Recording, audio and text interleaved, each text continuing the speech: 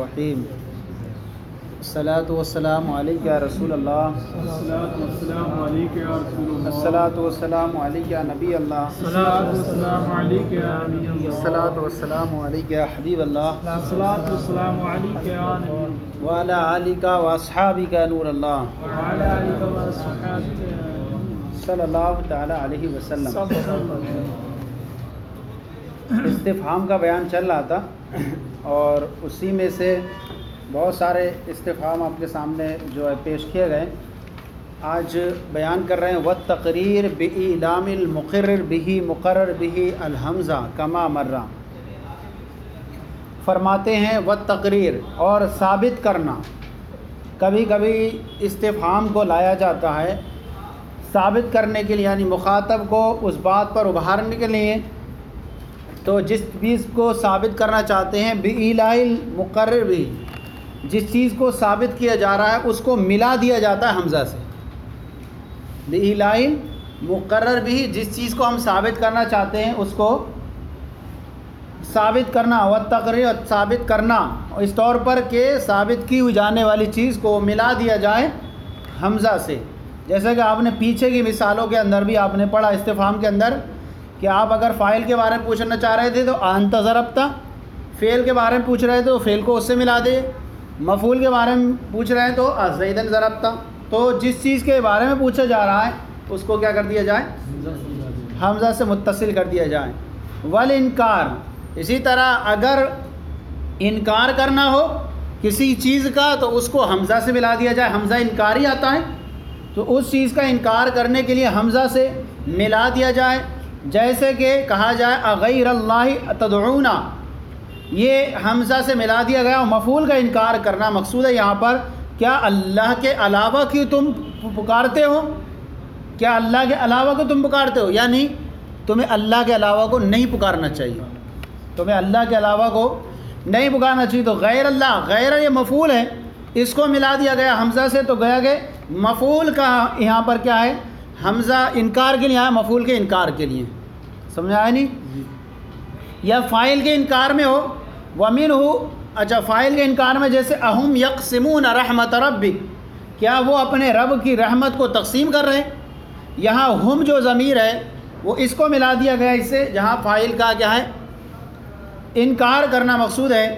اور اب اسی طرح حمزہ کو انکار کے لیے ملا دیا جائے ومنہ الیس اللہ بکاف عبدہ، اور اسی میں سے یہ ہے کہ حمزہ کو انکاری کو ملا دیا جائے، حمزہ انکار کے لیے ہو تو ملا دیا جائے اس سے، ومنہ ای الیس اللہ بکاف عبدہ، یعنی یہاں پر کہیں گے منکر یہاں پر نفی کرنا ہے، کس کی، یعنی بلکہ یہاں ثابت کرنا ہے، نفی کا انکار کرنا ہے، لیس اللہ بکاف، اللہ کافی نہیں ہے، اور پھر حمزہ اس پر جوڑ دیے، پھر کیا اللہ کافی نہیں ہے، اور مراد کیا ہوا، نفی پر نفی داخل ہو گئی تو اس بات ہوتا ہے، نفی پر نفی داخل ہو جائے تو اس بات ہوتا ہے، تو گویا ملے گا اللہ کافٍ عبدہ، اللہ اپنے بندوں کو کافی ہے۔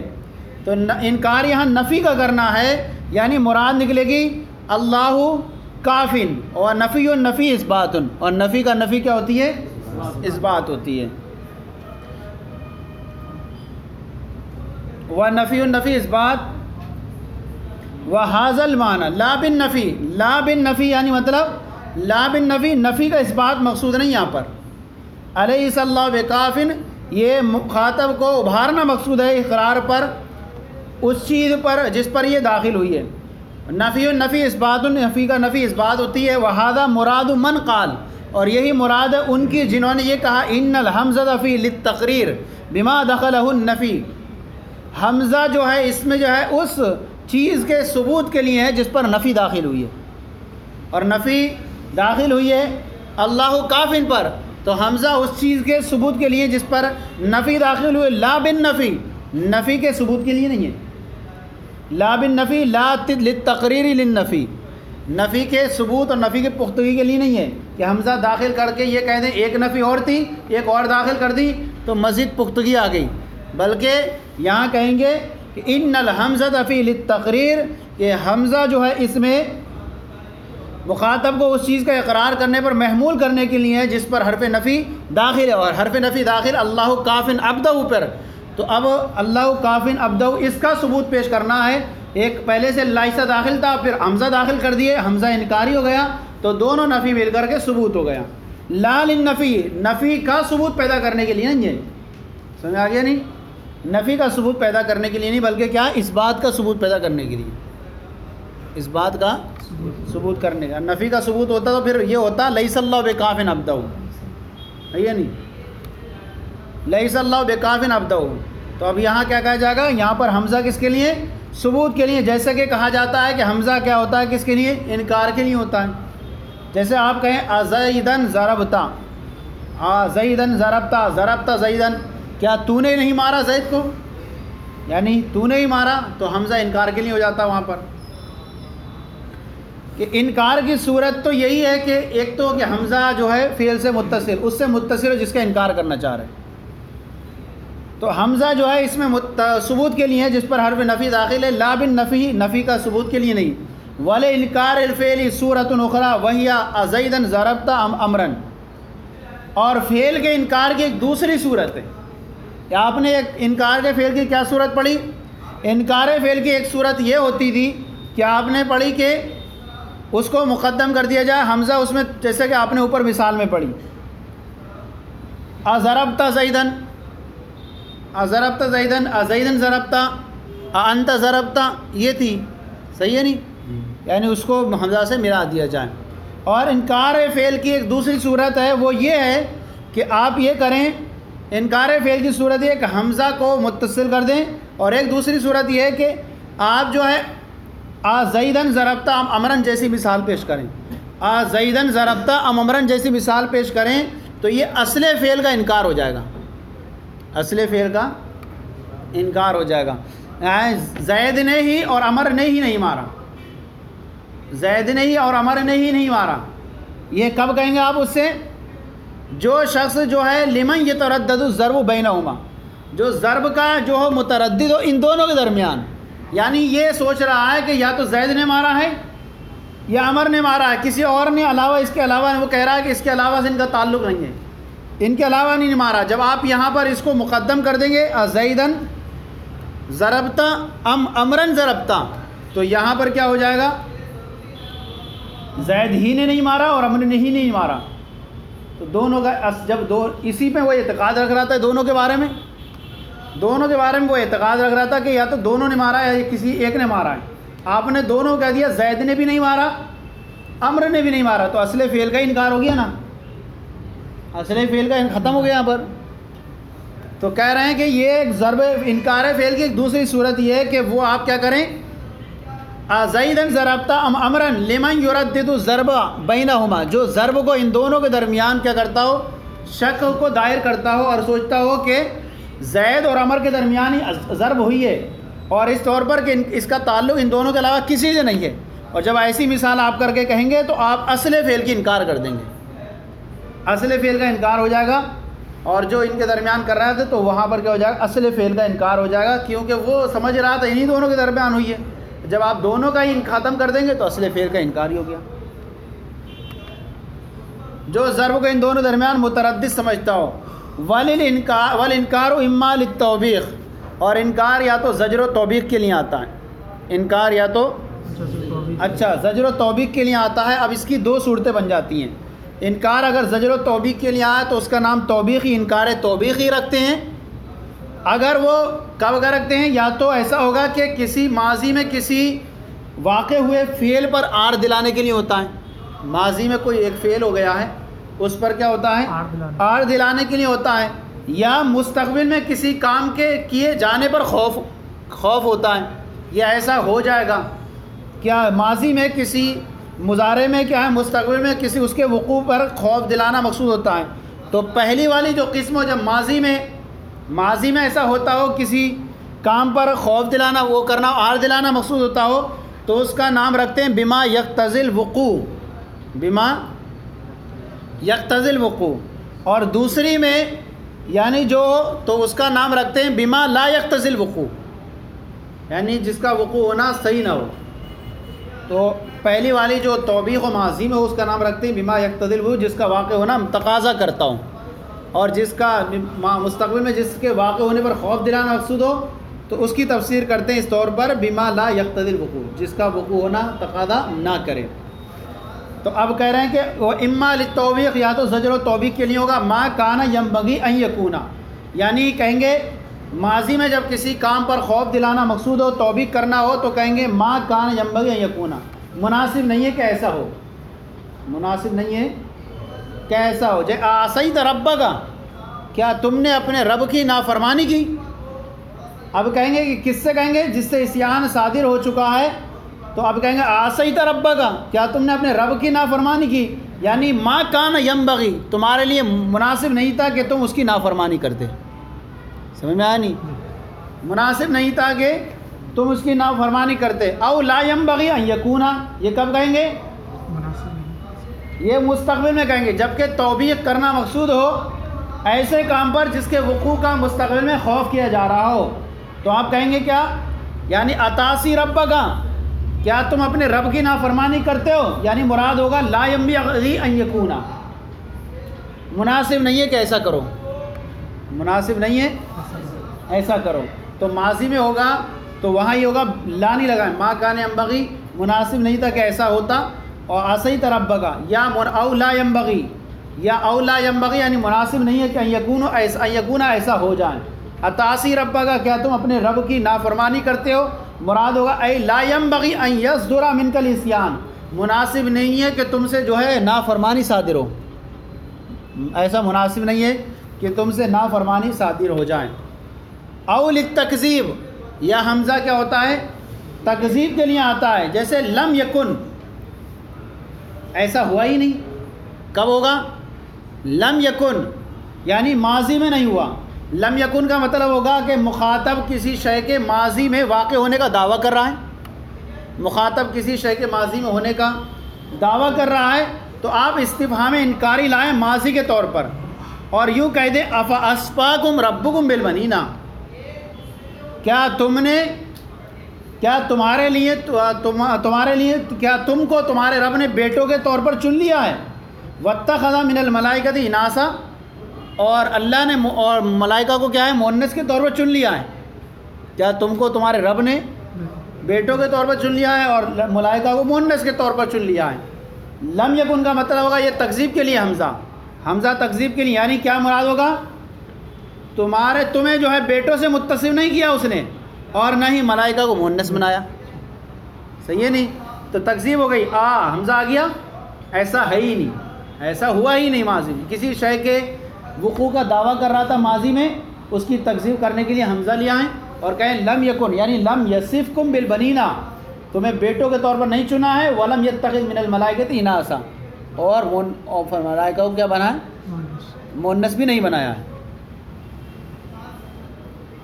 لم یکن اور او لا یکون کا مطلب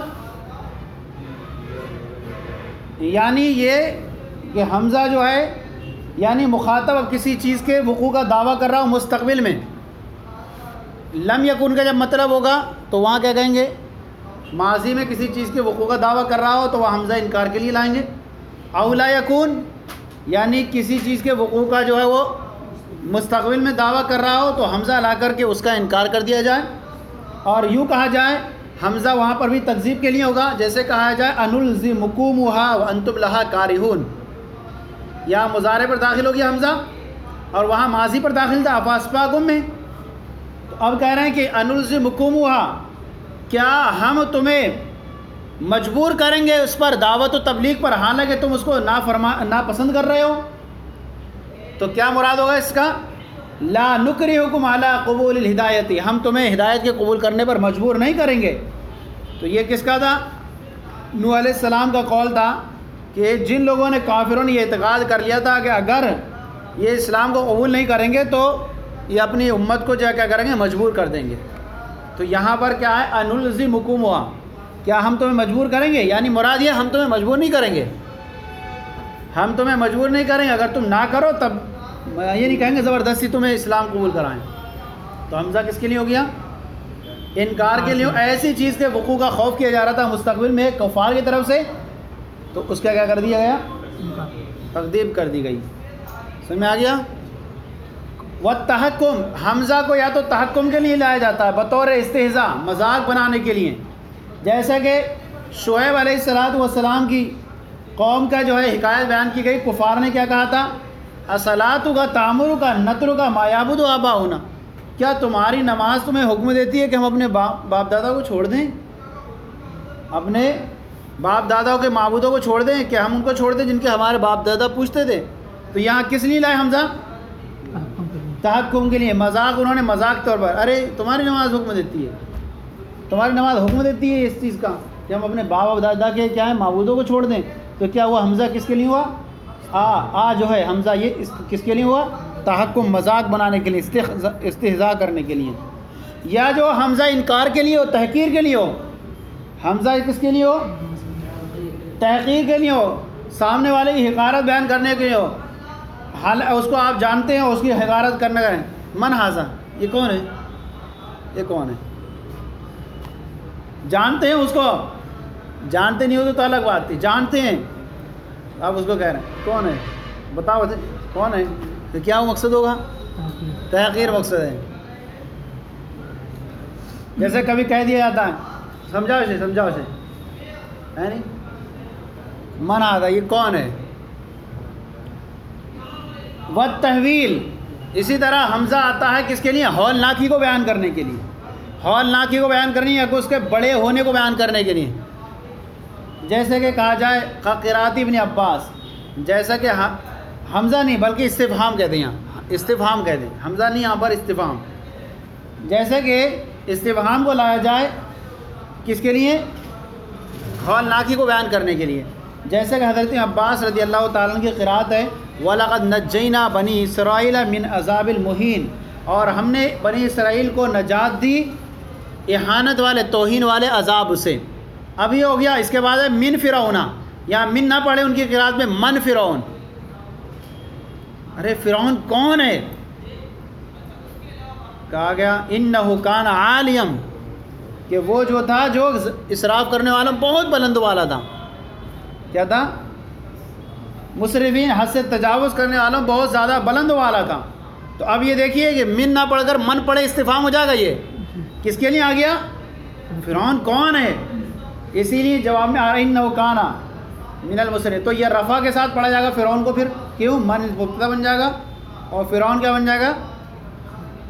خبر بن جائے گا۔ تو یہ ابن عباس کی قراءت میں من نہ پڑھ کر کے من پڑھیں گے، تو حالانکہ قرآن میں تو کیا لکھا ہوا ہے؟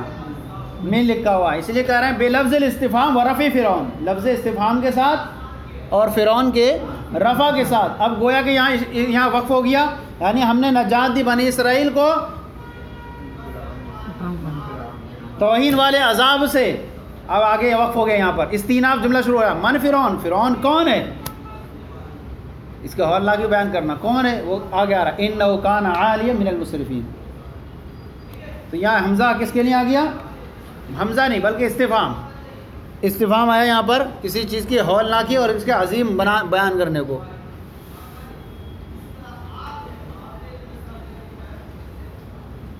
کیونکہ وہ کیا ہے، کیوں آگے آ بھی رہا ہے ہولناکی کو؟ کیونکہ اس کا عذاب کیا تھا؟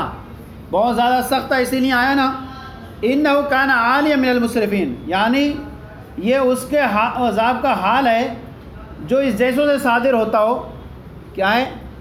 تو پھر اس کا کیسا حال ہوگا جو ہوگا؟ تو اس کو ہولناکی کو بیان کرنا مقصود ہے کہ وہ حد تجاوز کرنے والا سب سے بلند والا تھا۔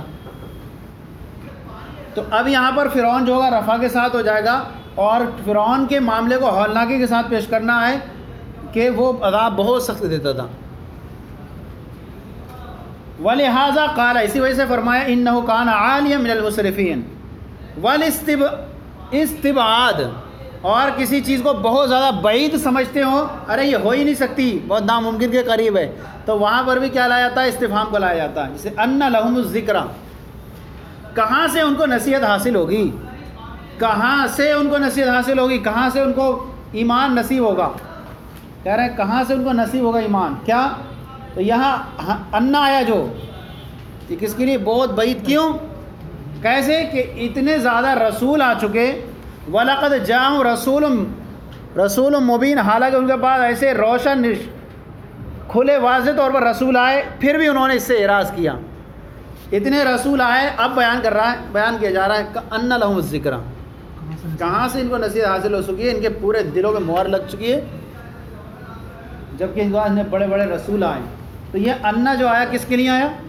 استفہام کے لیے، بلکہ بعید طرح ہے، اگر ان کو نصیحت ملنی تھی تو اتنے رسول آئے ان سے حاصل کر لیتے۔ جیسے کہا جائے کہیں پر نہ ماننے ہو کسی ارے بھائی یہ تو ایسی جماعت ہے کبھی سننے والی نہیں ہے، سننے والی نہیں بالکل بھی، کیوں؟ بڑے بڑے ان کو پڑھا کے چلے گئے، شیوخ ہو گئے، کسی کی ان کی سمجھ نہیں آئی، تو آپ کہاں سے؟ تو اس ٹائم پہ بولا جائے ہے نہیں۔ وَمِنْهَا الْأَمْرُ، پڑھ لیں آج کبھی، آسان ہے بالکل۔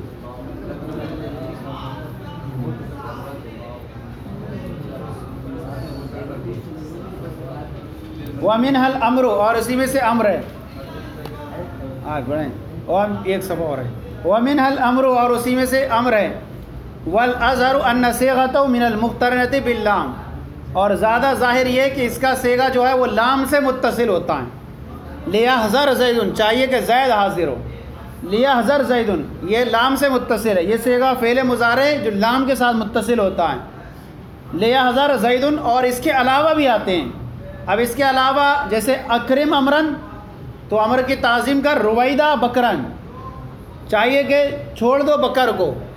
اب یہاں پر دیکھیں کہ یہاں اس کے علاوہ جو آتے ہیں، اس میں پہلا والا جو صیغہ تھا وہ لام کے ساتھ تھا، اور دوسرا والا اکرم زیدن یہ صیغہ صرف فعل ہے خاص، اور رویدہ زیدن یہ صیغہ اس میں فعل ہے۔ رویدہ کیا ہے؟ اس میں فعل ہے، لیکن یہاں جو صیغہ کہا گیا ہے، یہاں صیغے سے مراد، صیغہ امر سے مراد عام ہے، چاہے وہ فعل ہو چاہے وہ اسم ہو، تاکہ دونوں اس میں شامل ہو جائیں، اس میں فعل بھی آ جائے اور فعل بھی آ جائے۔ لام امر بھی آ گیا، لام امر والا، تو امر وہ زیادہ جائز ہے کہ اس کا صیغہ جو ہے وہ عام طور پر لام سے متصل ہوتا ہے، جیسے لِيَحْذَرْ زَيْدٌ، اور اس کے علاوہ بھی ہوتا ہے جیسے اکرم امرن یہ خالص امر ہے، اور رویدہ زیدن یہ کیا ہے؟ اس میں فعل ہے۔ یہ اس کا صیغہ جو ہے موضوعۃ لطلب الفعل، یہ وضع کیا گیا ہے فعل کی طلب کے لیے، استعلان، اس کے طور پر اپنے آپ کو بڑا سمجھتے ہوئے فعل کی طلب کے لیے۔ اگر بڑا سمجھتے ہوئے نہ ہو، اپنے آپ کو عاجزی کرتے ہوئے ہو تو دعا ہوگا، برابر والے سے ہو التماس ہوگا، برابر والے سے ہو تو اس کا صیغہ وضع کیا گیا فعل کی طلب کے لیے استعلاء کے طور پر، لتبادر الفہم عند السماع الی ذلک المعنی، کیونکہ فہم کے، سمجھ کے منتقل ہونے کی وجہ سے، عند سماعیہ اس صیغے کو سننے کے وقت، الی ذلک المعنی اسی معنی کی طرف۔ کیا مطلب؟ یعنی اس صیغے کو جب بھی سنیں گے آپ تو اسی فعل کی طلب کی طرف یہ معنی لے جاتا ہے۔ معنی کی طلب کیا ہوتی ہے؟ الی معنی ذالک المعنی، اسی معنی کی طرف یہ ذہن جاتا ہے کہ یہاں پر کیا ہو رہی ہے؟ استعلاء کے طور پر کیا ہو رہی ہے؟ کسی کی طلب ہو رہی ہے۔ جیسے کہا جائے اضرب، تو یہاں پر اس طور پر یہ سمجھ میں آئے گا کہ استعلاء کے طور پر فعل کی طلب ہو رہی ہے۔ تو استعلاء کے طور پر فعل کی طلب کرنے کے لیے یہ صیغہ جو آتا ہے، اور معنی جو ہے ذہن جو ہے منتقل ہوتا ہے اس سے، اور کیا ہے؟ سمجھ جو ہے معنی سے منتقل ہوتی ہے لفظ کی طرف، اور وتبادر المعنی الی الفہم من لفظ وکثرت استعمالی، تو یعنی اس میں جو ہے استعمال کیا جانا یہ اس کا حقیقت ہے۔ تو کہہ رہے ہیں وضع کیا گیا فعل کی طلب کے لیے استعلاء کے طور پر لتبادر الفہم عند سماعیہ، کیونکہ فہم کے منتقل ہونے کی وجہ سے الی عند سماعیہ اس صیغے کو سننے کے وقت الی ذالک المعنی اسی معنی کی طرف، اسی معنی کیا کہ طلب کے معنی کی طرف انسان کا جو ہے ذہن جاتا ہے اس کو سنتے وقت۔ وقد تستعمل لغیری، اور کبھی کبھی امر جو ہے اس کے غیر کے لیے بھی استعمال کیا جاتا ہے، یعنی اس کا حقیقی معنی تو یہی ہے کہ طلب کے لیے ہوتا ہے، اور کبھی اس کے غیر کے لیے استعمال کیا جاتا ہے۔ جیسے کہ کہا جائے اباحت کے لیے انسان طلب کرے، اباحت کے لیے، جیسے جالس الحسن او ابن سیرین، حسن کے ساتھ بیٹھو یا ابن سیرین کے ساتھ بیٹھو، حسن کے ساتھ بیٹھو، یہاں پر کوئی طلب نہیں ہے بلکہ کیا ہے؟ آپ کو اباحت ہے، مباح اختیار ہے۔ تو یہ ایسے مقام میں، اچھا ایسے مقام میں استعمال کیا جاتا ہے جہاں سامع کو دونوں امروں کو جمع کرنا درست نہیں ہوتا، دونوں امر جمع جہاں ایسے مقام میں وہم کیا جائے گا جہاں سامع کو وہم ہو کہ جمع کا جائز نہ ہونا دو امروں کے درمیان، جیسے تو کہا جائے گا جالس الحسن اور ابن سیرین، سامع ایسا سمجھتا ہو کہ دونوں کو جمع کرنا جائز نہیں ہے تو وہاں پر جمع کیا جائے گا، اس کو کہا جائے گا جالس الحسن اور ابن سیرین، حسن کے ساتھ بیٹھو یا ابن سیرین کے ساتھ۔ تخیر میں اور اباحت میں فرق یہ ہے کہ تخیر میں جو ہوتا ہے صرف ایک ہی وہ کر سکتے ہیں،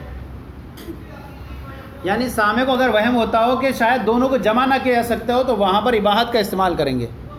آپ دونوں کو جمع کر سکتے ہیں، حسن کے ساتھ بیٹھو یا ابن سیرین کے ساتھ، میں تو دونوں کو بیٹھوں، دونوں کے ساتھ بیٹھ سکتے نہیں بیٹھ سکتے، برابر میں ہے، بیٹھ گئے دونوں کے ساتھ۔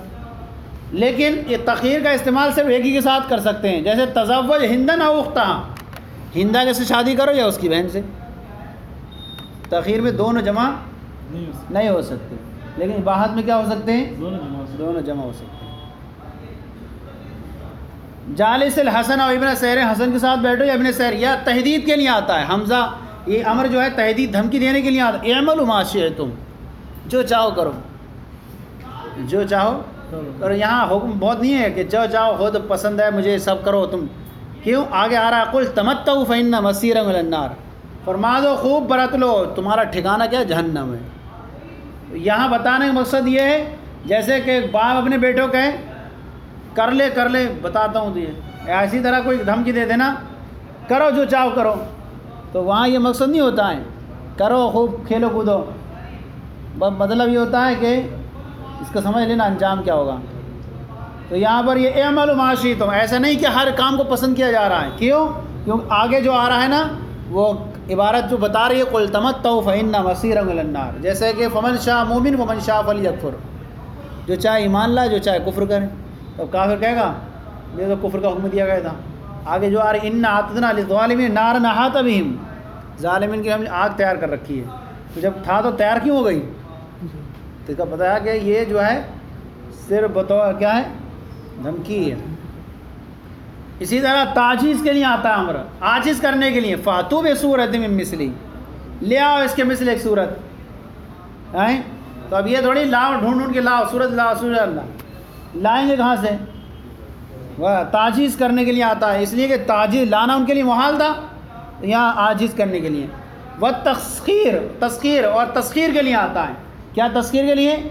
یعنی مسخ کر دینا، ایک حالت سے دوسری حالت میں چینج کر دینا، یعنی جو کیا کرتے تھے شکار کرتے تھے ہفتے کے دن مچھلیوں کا، منع کیا گیا تھا مت کرو، کونوا قردۃ خاسئین، ہو جاؤ دھتکارے ہوئے بندر، ہو جاؤ، تسخیر کے لیے آ گیا، ان کو حالت کیا کر دی گئی؟ تبدیل کر دی گئی۔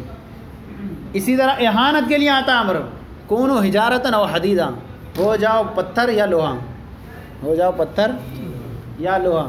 تو یہ پتھر اور لوہا کیا ہے؟ بے وقت ہوتے ہیں، پڑے رہتے ہیں کہیں پر بھی، کوئی بھی ان کو ٹھوک دیتا ہے، کوئی بھی ان کو پتھر لگا دیتا ہے، ادھر پھینک دیتا ہے، تو ایسے ہی ہو جاؤ دھتکارے ہوئے، ہو جاؤ کیا ہے؟ پتھر یا لوہا۔